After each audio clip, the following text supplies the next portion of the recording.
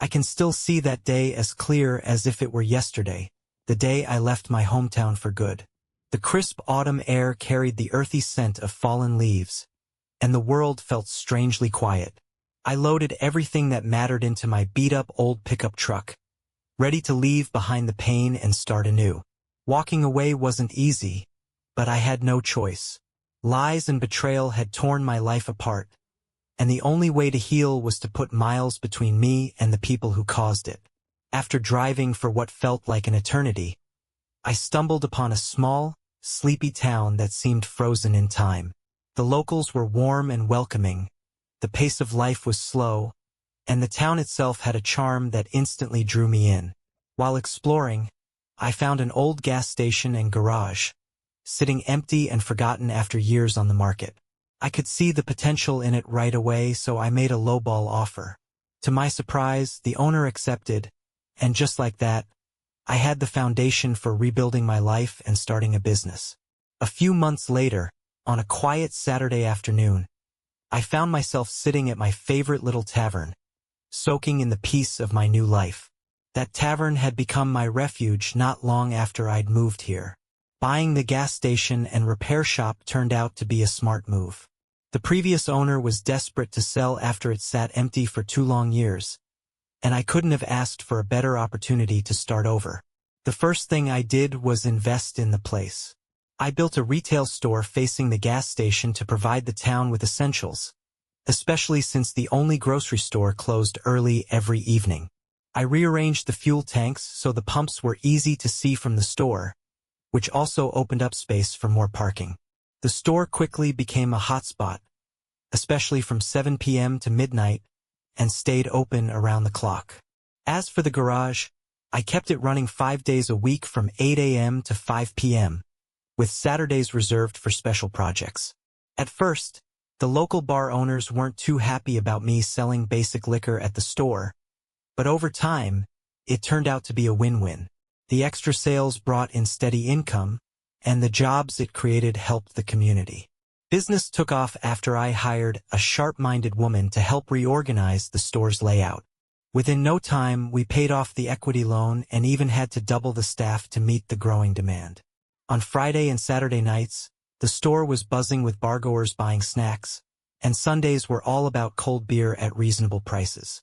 One evening, as I nursed a double shot of Jack Daniels with a slice of lemon, I thought about the old truck I just finished working on.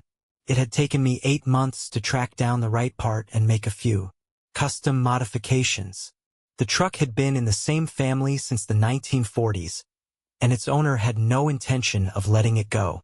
He used to joke that when his time came, he'd rather be buried in that truck than anywhere else. Evenings at the bar were best between 4 and 7 p.m. That's when the regulars came in, most of them already finished with dinner. Later on, the place would fill up with a livelier crowd. Farmers would show up with their daughters, looking to relax after a long day of work. Over the 6.5 years I'd lived here, I'd built a good reputation for myself. Folks around town looked out for one another, and they always kept me in the loop if something unusual was going on. I made it a habit to visit the bar every Saturday evening for a quiet drink before heading home. It was my time to unwind and gather my thoughts. But on this particular evening, my peace was shattered. As soon as they walked in, I wished I could disappear. They ruined what had been a perfectly good day. The woman was none other than my ex-wife's twin sister, and the young man standing beside her was someone I had once thought of as my son. Seeing them stirred up memories I tried so hard to bury. It hit me then, you can't always recognize evil when you're living in the middle of it. The boy had grown into a man, and the resemblance to his real father was undeniable. It only served to confirm the truth I'd uncovered years ago, the same truth that had ripped my world apart. But why were they looking for me now? I watched as they talked briefly with the bartender, handed him a photo, and then walked out. I silently thanked my scruffy appearance. Long, unkempt hair paired with a beard and mustache, along with the weight I'd lost. It made me look different enough that they didn't spot me. The note they left was short and direct. Come home. About 30 minutes later, The bartender strolled over to my table and sat down. "What were they after, Tom?" I asked. "They said they'd heard a rumor you might be here and wanted to confirm it," Tom said. "Their message was that a woman named Willa is dying of cancer and wants to make amends. I pretended not to recognize your name and didn't confirm anything." "Who are they, and what are they really after?" I asked, lighting up a cigarette after tearing off the filter. Tom sighed. "The woman's your ex-wife's twin sister, and the guy is the son your ex passed off as yours for years. Honestly, from how they acted, I'd say they're partly truthful. But there's something else they're keeping back." I nodded, trying to process what he'd said. My ex-wife, Willa, and her twin sister, Tammy, had always been masters of manipulation. They could appear as sweet as angels while plotting your downfall behind your back. Tom returned to the bar, and my thoughts drifted back almost 7 years to the day I walked away, vowing not to come back for at least another 7 years. I could still hear their laughter, mocking me as though I was the fool. That day, they learned I wasn't joking. They never saw me again or heard directly from me. They didn't understand how deeply they'd hurt me, nor did they take me seriously. They thought my reaction was nothing more than anger over their cruel games. What they didn't know was that just weeks earlier, I'd uncovered the devastating truth. Our youngest child wasn't mine but my brother-in-law's. That revelation had set everything in motion. A relative who'd seen Willa and Tammy's behavior over the years confirmed what I already suspected. She called them black witches, accusing them of practicing pure deceit and selfishness. Earlier that same week, we discovered Willa had taken out a $4 million life insurance policy on me, complete with a double indemnity clause for accidental death. A wise old woman I trusted urged me to leave before it was too late. By the time I left, my work truck was already packed with everything I cared about from 16 years of marriage. Without a backward glance, I drove away and didn't stop until I was 2 states away. Some of it, I'll admit, was my fault. Willa and I had gotten together when she was just 16 and I was 18. After she became pregnant, my family pushed me to marry her. Over the years, we had 2 more kids. To Willa, it was all a big joke. She told our daughters, "Your dad will come back once he's calmed down. He just needs to find his sense of humor again." But instead of me returning, a sheriff showed up at her door a few hours later. "Are you Mrs. Willa Harper?" he asked. "Yes, that's me," she replied. "Well, ma'am, you've been served," the officer said, handing her an envelope. Willa laughed, assuming it was some kind of prank. But when she opened the papers, she realized it was anything but a joke. I had legally ended our marriage without a second thought. The family matriarch, known as the Grand Dame, later told me she was shocked at the thoroughness of the divorce petition. My lawyer had included a detailed list of assets, receipts, and even DNA results that proved Willa's year-long affair. Among the documents was a letter stating I was suing her lover, her own sister's husband, for child support, infidelity, and defamation. The tables had turned, and their laughter died that day. For years, they had mocked me, calling me a workhorse and nothing more. Everything I touched turned a profit, and Willa and the kids never wanted for anything. But they underestimated me. By the time Willa learned the full extent of what I'd done, it was too late. I had sold 3 of our businesses, cleared all our debts, and even sold 2 apartment buildings we owned for a tidy profit. I canceled our joint credit cards, removed my name from all bank accounts, and signed my half of the house over to her. What she didn't know was that I had already taken half of our net worth in cash, slashing her monthly income from $10,000 to 0. Tammy, her sister, felt the sting too. My lawyer froze their assets before they could touch them, leaving them both broke. Later, my lawyer sent Willa a check reimbursing her for a portion of their losses. "Why would you do that?" Willa asked him. "For my client, it was never about the money," he replied. "It was about making a point. He hopes this gives you the chance to start fresh and learn something from all of this." Still, Willa refused to finalize the divorce unless she could speak with me first. But I had no intention of talking to someone who had lied to me for years. Without my support, she was forced to find a job for the first time, quickly realizing how fast money disappears when you're not earning it. I arranged for all my mail to be forwarded to a rented mailbox, which was then sent to my work address. I did this knowing full well that Willa and Tammy thrived on scheming and revenge. It wasn't a question of whether they'd try something, it was only a matter of when. Their family had a way of never letting go of grudges, and my absence only fueled their bitterness. I thought I'd escaped, but now, seeing Tammy walk into that bar, I knew their game wasn't over. I finished my drink and slipped out the back door, avoiding the front in case they were watching. Cutting through an empty lot, I circled around the block to my truck. As I unlocked the door, a man approached me from the shadows. "You're a hard man to track down, Mr. Sam Rhodes," he said. "No kidding," I replied, narrowing my eyes. "How do you know who I am?" "My name's Peter Edwards," he said, extending a hand.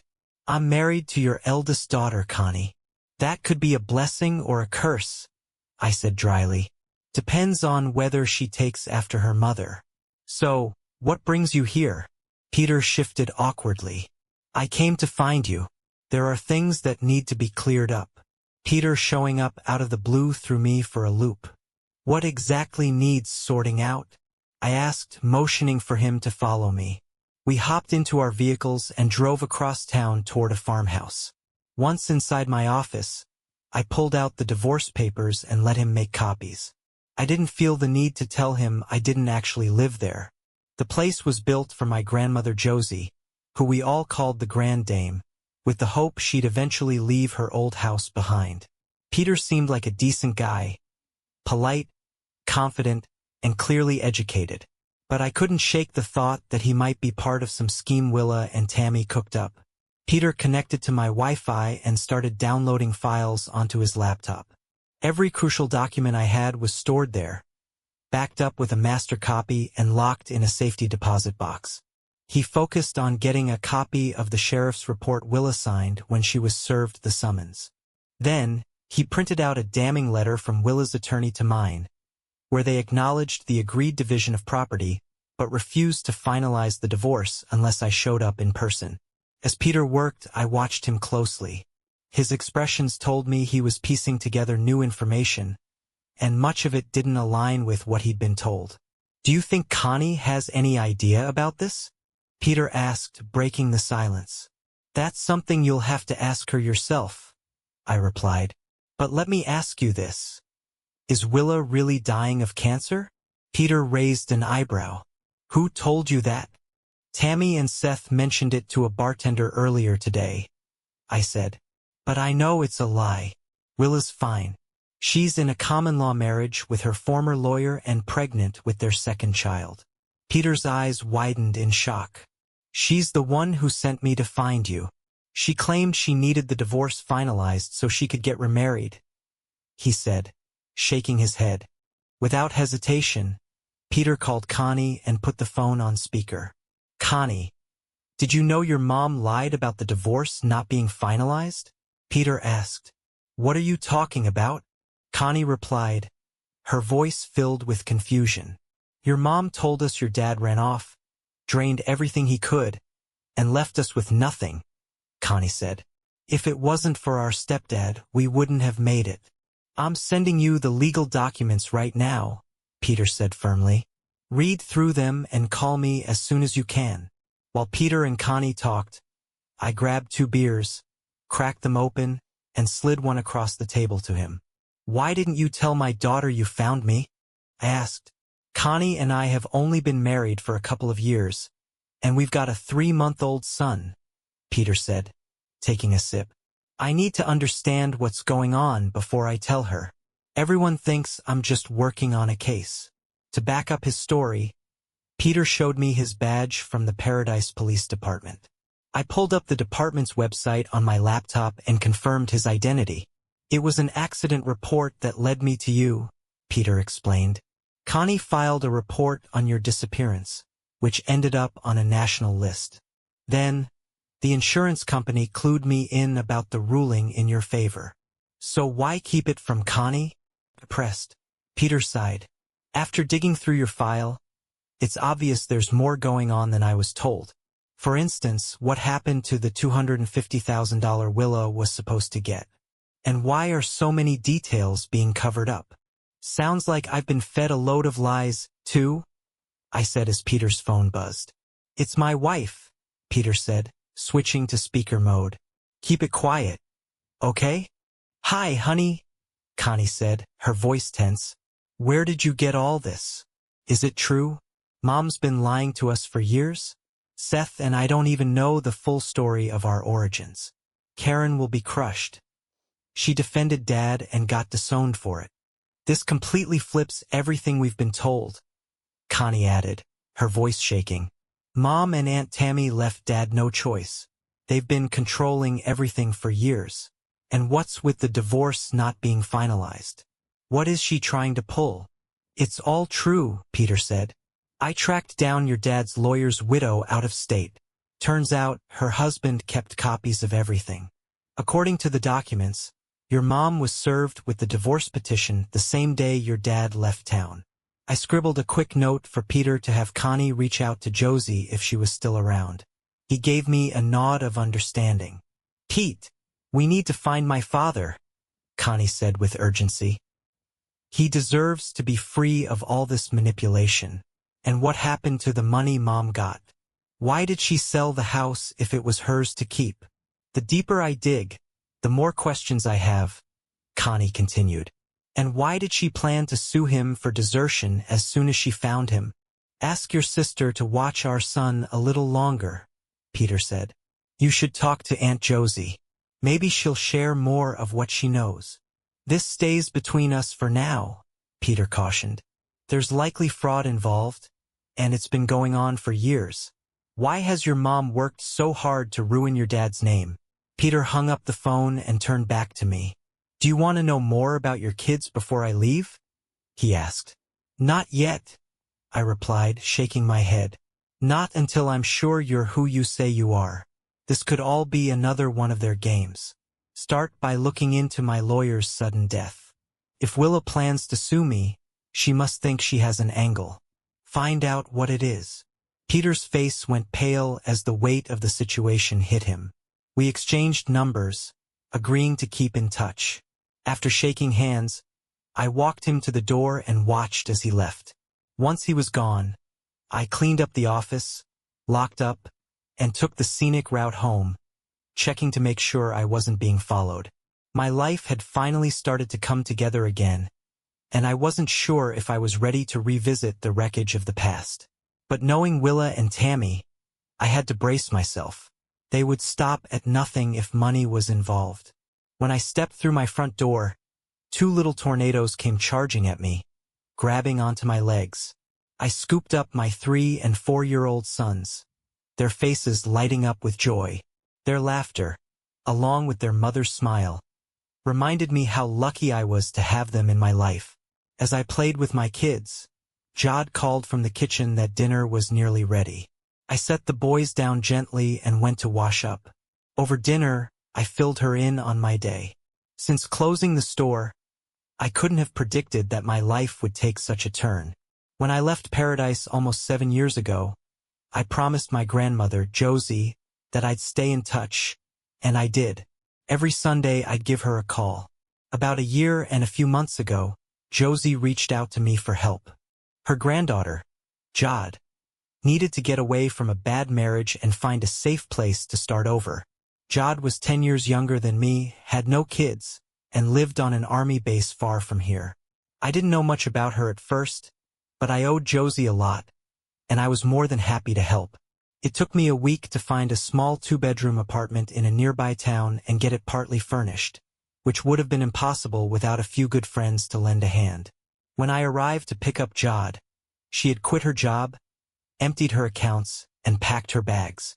Her husband was about to enlist in the army after his last training exercise. I quietly showed up around 8 p.m. with a rented U-Haul truck. A few neighbors and I worked together to get everything she needed into the truck. In under 4 hours, we were on our way, and I made sure to keep my location a secret for safety. On the drive back, Jod and I started getting to know each other. Later that night, she got a call from Josie. I chuckled when Jod said, "Grandma, Art picked me up. You could have warned me. He's a wild bushman who might look half decent if he cleaned up." The next morning, Josie contacted Jod's attorney to make sure all her legal documents were sent to my FedEx box. Jod warned me her soon-to-be ex could cause some trouble, so I made sure to take precautions to keep her safe. Jod soon took over managing my store, and I was blown away by how good she was at it. She made all the right changes and prioritized the customer's needs. Her charm and personality helped bring in a lot of new clients, and she turned the staff into a smooth-running, problem-free team. Josie had to step in and get a restraining order against Jod's ex, who had been threatening her. He had been dishonorably discharged and moved back to my old hometown, thinking Jod would go back there. To keep prying eyes away, Jod wore a diamond ring, which helped her fit in better in her new life.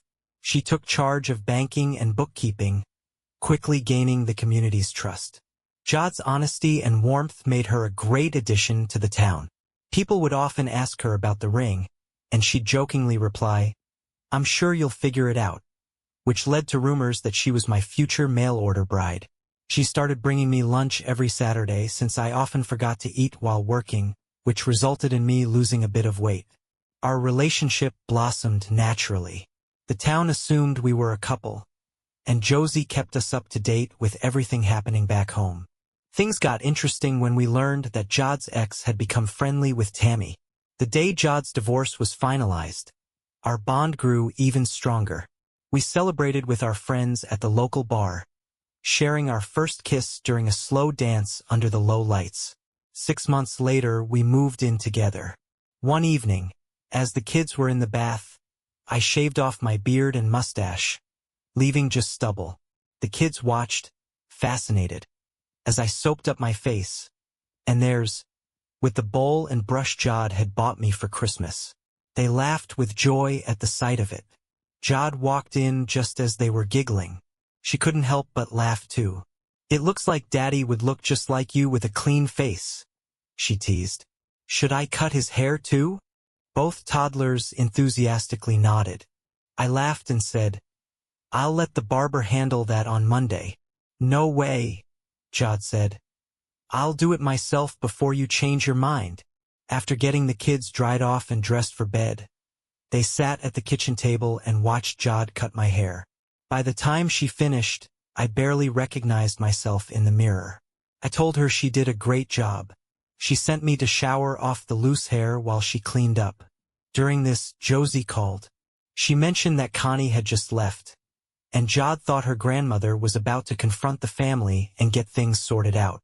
Connie found out that my 3 kids were supposed to receive $600 a month from the child support annuities I'd set up for them, but they'd never gotten a penny. The following week, I found myself the subject of jokes about my new look. People kept asking Jod if she had to blackmail me into joining normal society. Jod just laughed and said, "I promised him he'd bathe at least 3 times a week." Most people got the joke, but some didn't. It was fascinating to see how people changed when they thought they were better than you. We got word that Willow was planning to sue me for child abandonment, desertion, and back child support. Jod and I found it pretty amusing. We figured the lawsuit would only lead to a collection service trying to track me down. When the mailman delivered the news, even he found it funny. His boss and the DA had hired an attorney to represent me, using the situation to piece everything together. Peter estimated that Willa and Tammy had swiped over $48,000 from each of our kids. They reopened the investigation into my lawyer's sudden death, now treating it as a criminal case. Jod's ex became a key person of interest. If everything added up, Willa and Tammy were looking at 7 to 10 years in prison, and Willa's former lawyer, her common-law husband, could lose his law license. The attorney they hired for me would be paid by Willa and Tammy, and I had to stay out of sight to help build the case. We had a few weeks of calm, and then Josie called Sunday night with the update that paperwork would be filed the next day. She emailed me everything she had gathered over the past 7 years, statements, videotaped conversations, and a list of attorneys for a countersuit. I noticed a $2 million accidental death insurance policy and realized it explained some missing money. Jod discovered that the policy had been purchased just 6 months before I left. We spent the rest of the night sending everything to the DA, sure that this was all a setup to draw me back in. The next morning, Jod reached out to the attorneys we had chosen and sent them everything, along with a retainer. Once Willa's team filed the lawsuit, I planned to serve them before they could serve me. Friday morning, Jod called, and her voice was full of urgency. "Josie's on her way with some guests," she said quickly. "She left last night and stayed at a hotel. Things are really heating up now.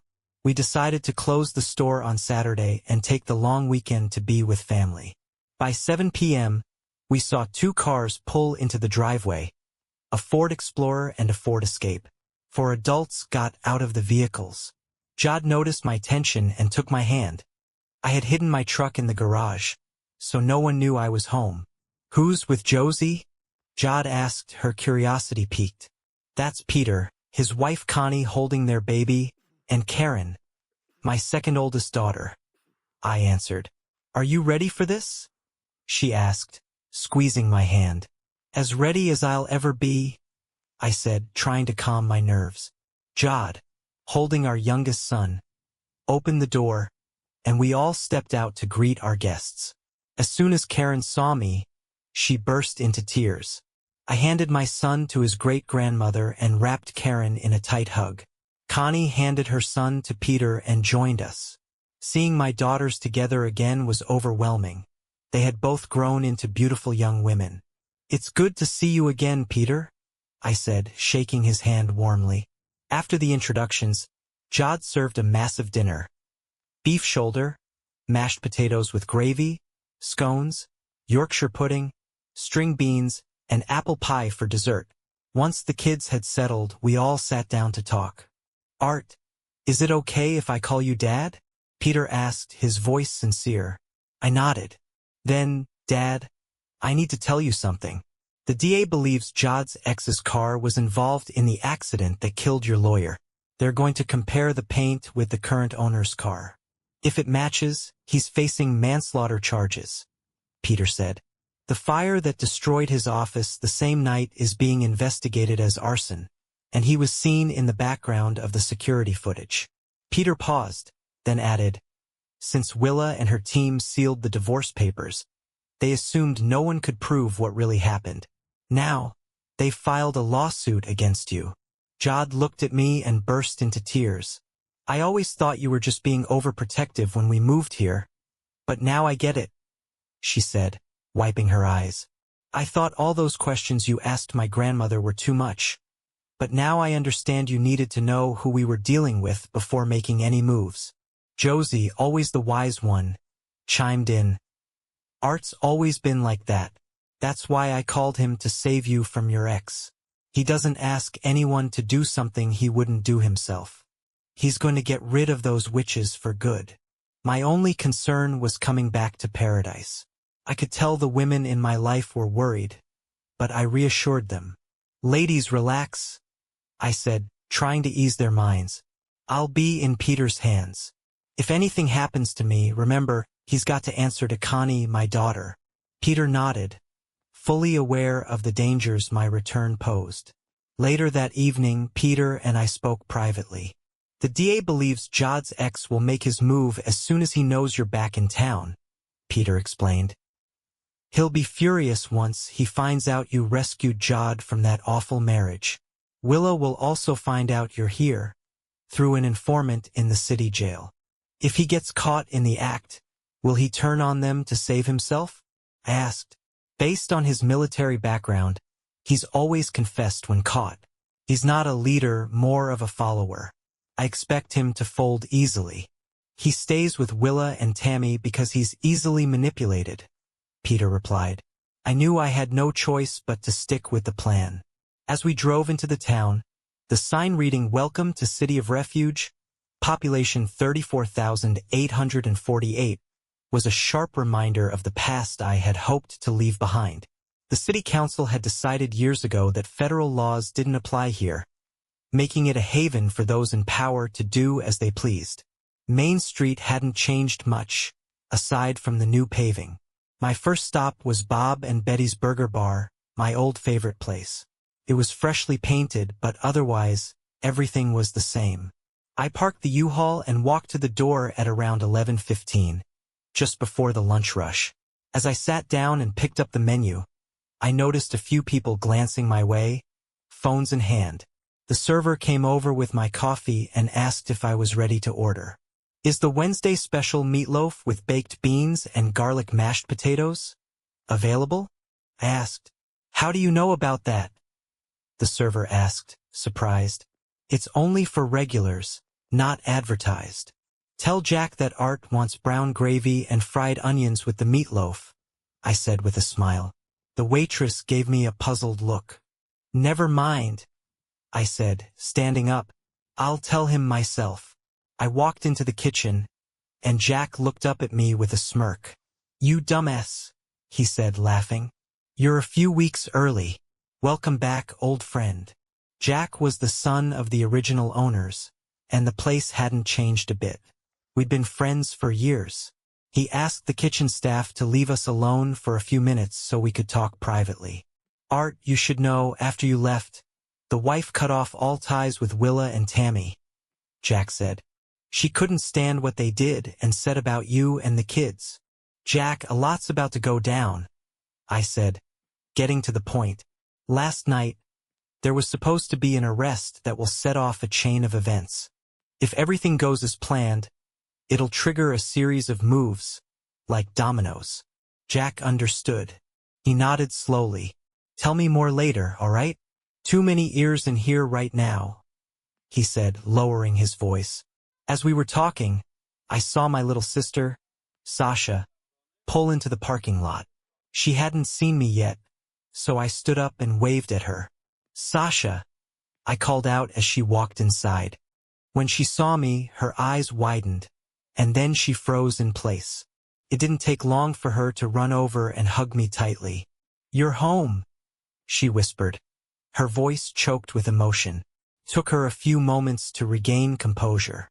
Jack told the kitchen staff to give us some space, and Sasha immediately picked up on the fact that something serious was going on.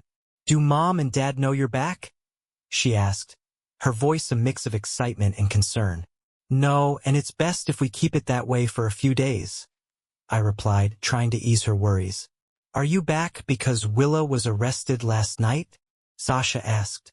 "Yes, and things are only going to get worse before they get better," I said, glancing around to make sure no one else was listening. "Once I'm settled, I'll be under police protection. The DA's been looking into my lawyer's sudden death, and they now think it's linked to the arson at his office." Both Jack and Sasha looked at me, stunned. The district attorney had already started making waves by reopening some of the unsolved cases from years ago. "You're the decoy," Jack said, his voice low. "If everything pans out, the arson, liquidation, and other crimes will be resolved soon," I replied. "My return to town will upset everything, and Willa's arrest will disrupt their plan." "Can you tell me what this is all about?" Jack asked. "A $2 million insurance policy on me," I said flatly, "with double indemnity if I die in an accident." Sasha and Jack stood there for a moment, taking in the full weight of what I had just revealed. "A $2 million insurance policy?" Sasha finally said, her voice a mix of disbelief and confusion. "And they were trying to cash in on it by—" Her voice trailed off as the realization hit her. "Exactly," I answered grimly. "Their plan was to make it look like an accident, but things didn't go as smoothly as they'd hoped once I left." As we walked out of the restaurant, Tammy's car suddenly pulled up beside us. Her unexpected appearance put Sasha on edge. "Where are you staying?" Sasha whispered to me, her voice laced with concern. "At Josie's house for now," I replied. "I'm in the process of moving her things to her new place. She wants to be as far away from all this as possible." Tammy got out of her car and walked toward us. "Art, I need you to drop part of your lawsuit against us," she said bluntly. "The district attorney is planning to charge Willa in the next 48 hours. If you don't lift the lien on her assets, we won't be able to bail her out." "Unfortunately, my attorney says we can't do that," I said calmly. Willa filed a new divorce petition claiming desertion, abandonment of the child, and back child support. Until the court rules on her claims, everything stays as it is. Tammy's expression darkened. "You can't be serious. How are we supposed to get her out with no assets?" she demanded. "Well, maybe your father could help," I suggested, keeping my tone neutral. "He could put up his house as collateral. After all, you're both his daughters." Tammy's face twisted with anger, and she stormed back to her car. Sasha watched her leave, shaking her head. "You know their father doesn't have anything to do with them anymore, right?" Sasha said. "Not since he found out about Seth's real parentage. He says they've turned out just like their mother." A bitter smile crossed my face. Tammy and Willa had burned so many bridges that even their own family wanted nothing to do with them. Once Tammy drove off, I climbed back into the U-Haul and headed for Josie's house. I stopped to grab packing materials along the way, knowing I had a long night ahead of me.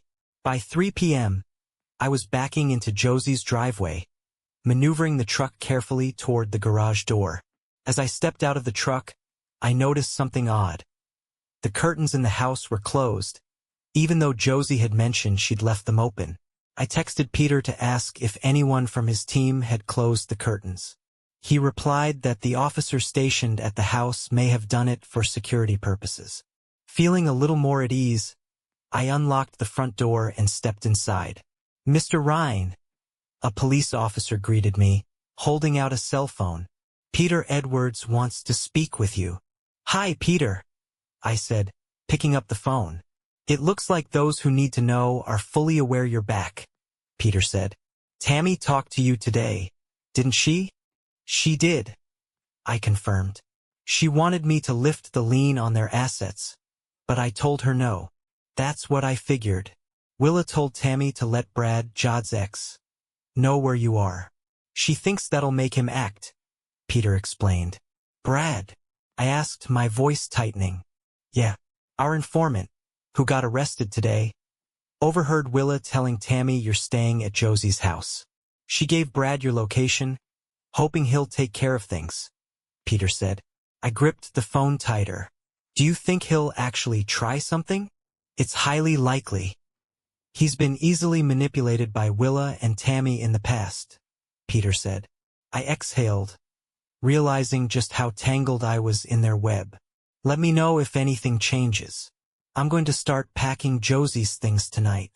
"Be careful," Peter warned before hanging up. The next few hours were spent moving through the house, packing boxes and getting everything in order. At 6:30 p.m., the pizza I had ordered arrived. When the delivery driver knocked, I casually told him I was helping a friend move. Later that night, around 11 p.m., I heard a sound at the front door. The lock clicked, and the door creaked open. I quietly made my way to the kitchen, staying out of sight, and grabbed a heavy wrench from the counter. A figure stepped inside, holding a tire iron in one hand and a pistol tucked in his waistband. It was Brad. He walked into the kitchen, his gaze narrowing when he spotted me sitting at the table, sipping my coffee. "Hey, Art," Brad said, his voice tight. "Willa and Tammy say hi. I'm here to find out where Jod is. You're going to tell me." "Sorry, Brad," I said calmly, taking another sip of coffee. "I can't do that. You don't have a choice," he growled, pulling the pistol from his waistband and pointing it at me. I leaned back in my chair, keeping my tone steady. "Before you pull that trigger, ask yourself one thing. How much were you promised from the insurance payout?" Brad furrowed his brow. "What do you mean?" "I mean the $4 million accidental death policy Willa and Tammy took out on me," I said, holding his gaze. "How much did they tell you it was worth?" Brad's face went pale. They said it was $750,000, he muttered. I laughed bitterly. They lied to you, Brad. They've been lying to everyone. And when you've outlived your usefulness, they'll get rid of you too. Just like they tried to do with me. For a moment, Brad hesitated, lowering the gun slightly. What are you saying? He asked, confusion creeping into his voice. I'm saying you're just a pawn in their game, I said, my voice firm. They've used you to do their dirty work, but when you're no longer needed, you're expendable. If you're smart, you'll turn yourself in and tell the authorities everything. Brad's hand trembled as he processed my words. Finally, he set the gun on the table. Call the police, he said softly. I nodded and dialed Peter's number. By the time the officers arrived, Brad had confessed everything. He admitted to being coerced into the arson that killed my lawyer and to planning an attack on me under Willa's orders. As the officers led Brad away, I felt a strange mix of relief and exhaustion. The first piece of the puzzle had fallen into place, and the trap was set. The night grew quieter after Brad's arrest, though my mind wouldn't settle. I kept running through the events of the night, wondering what the next steps would be. Sleep didn't come easy, as I braced myself for the fallout. By morning, I called Jack for help securing the house. Within the hour, he sent over a contractor to replace the damaged front door, install new trim, and add a reinforced lock for extra security. While the repairs were underway, Connie and Jod arrived. Jod stepped out of the car, her face pale, clearly filled with worry. The moment she saw me, tears welled up in her eyes. She rushed toward me, and I caught her in an embrace. Why didn't you tell me? Jod's voice trembled. Why didn't you call me? It was late, almost 2 in the morning, I explained. By the time the police cleared out, I figured I'd call you today instead. You didn't think I'd want to know? After everything we've been through. Jod pulled back, her eyes searching mine for answers. I'm sorry, I said, my voice sincere. I'll never keep something like this from you again. Once the contractor finished the work and we got Jod's luggage settled, we locked up the house and decided to head to Jack's restaurant for breakfast. We were meeting Sasha, Karen, and my parents there. When we arrived, Jack's staff had to push 2 tables together to fit everyone. My family greeted Jod warmly, and it felt surreal to have everyone together like this. We dug into breakfast, with Jack bringing out generous portions of his best dishes. My parents were over the moon when they found out about my 2 sons, Carson and Hunter, named after their grandfathers. Jod shared photos from her phone, and my daughters filled my parents in on how we had reconnected over the years. Peter arrived midway through the meal, looking worn out but determined. Willa and Tammy are both in custody, Peter said as he joined us at the table. Brad has confessed to everything, including his involvement in the arson and your lawyer's death. He's fully cooperating. What charges are they facing? I asked, my voice steady despite the weight of the news. 3 counts of grand larceny, 2 counts of conspiracy to commit murder, arson, and fraud, Peter replied. The DA is also fast-tracking your divorce proceedings. Jod's eyes widened with surprise. Does that mean? Yes, Peter answered, smiling. Your marriage can finally be official. For a brief moment, I was taken aback. I hadn't expected it to happen this quickly. Well then, I said, recovering from the shock. I guess I'll have to buy you a proper engagement ring, Jod. Laughter and congratulations filled the room. Jod, overwhelmed with emotion, covered her face with her hands, tears of joy streaming down her cheeks. Later, we went to City Hall to pick up the marriage license. Jod found out she could fit into Connie's wedding dress, and soon, everything began to fall into place for the ceremony. Jack agreed to be my best man, Karen became Jod's maid of honor, and the DA himself offered to officiate. I picked out a 3-ring engagement set, making sure it was something Jod would love. I kept it hidden until the right moment came. That evening, back at my parents' house, the living room was filled with family and laughter. After dinner, I knelt in front of Jod, holding the ring set in my hands. "Will you make me the happiest man alive and officially become my wife?" I asked, my heart pounding. Jod gasped, her hand flying to her mouth. After a moment of silence, she whispered, "Yes." Cheers erupted around the room, and my parents toasted our engagement with glasses of sparkling cider. Later that night, Peter and I had a quiet conversation away from the celebration. "What's the next step?" I asked. "Now that Brad is cooperating, we'll build an airtight case against Willa and Tammy," Peter said. "Their father has also come forward with information about financial misconduct they committed while managing the family estate." "What about Willa's common-law husband?" I asked. "He'll likely be disbarred, but there's no direct link to the criminal activities. He'll be responsible for raising their 2 children," Peter answered. "That sounds like justice to me," I said, nodding. The next few days were a whirlwind of preparation. On Sunday afternoon, surrounded by family and friends in my parents' backyard, Jod and I exchanged vows. The DA performed the ceremony with warmth and humor, and even Willa and Tammy's estranged father attended, offering his support. After the ceremony, he handed me an envelope.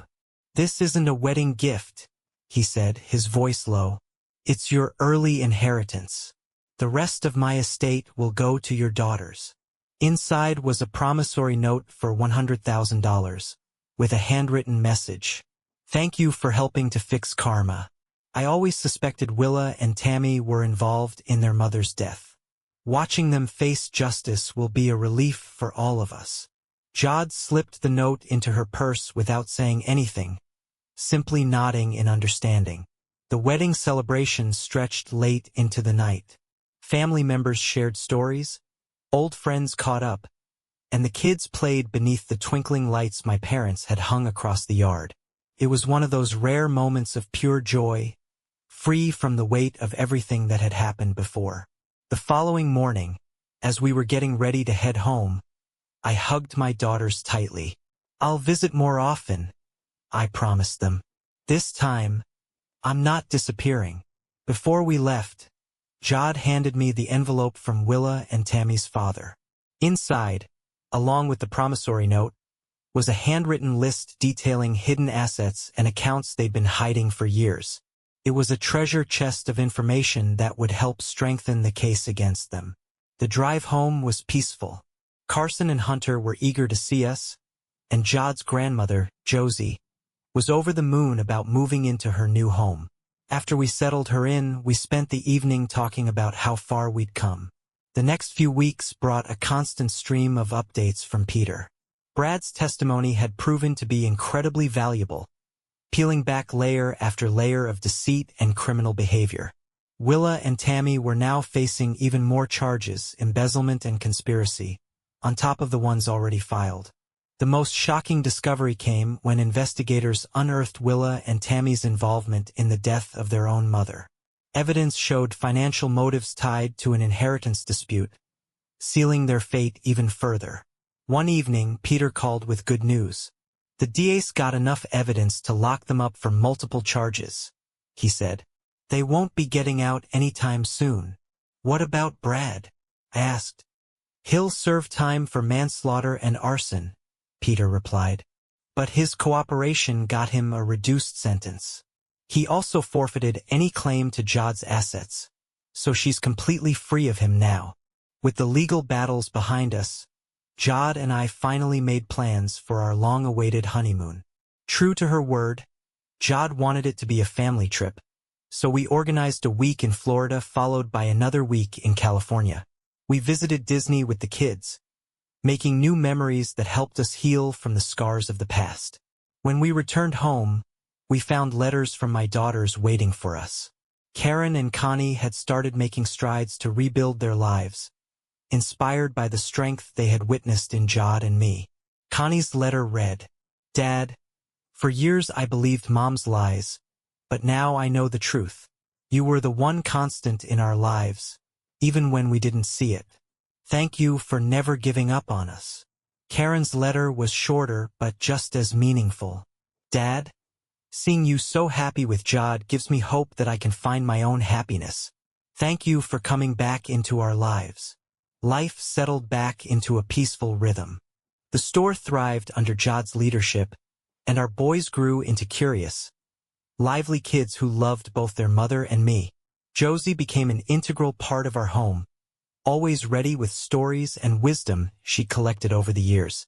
One evening, as we sat on the porch watching the sunset, Jod rested her head on my shoulder. "We've come so far," she said softly. "We really have," I replied. "And I wouldn't change a thing. Not even the tough parts, they got us here." As the stars started to fill the sky, I felt a deep sense of peace. The past no longer cast a shadow over me. Willa and Tammy's plans had fallen apart, justice had been served, and my family was whole again. This new chapter wasn't just about surviving, it was about thriving. Together, we had built a life full of love, resilience, and hope for the future.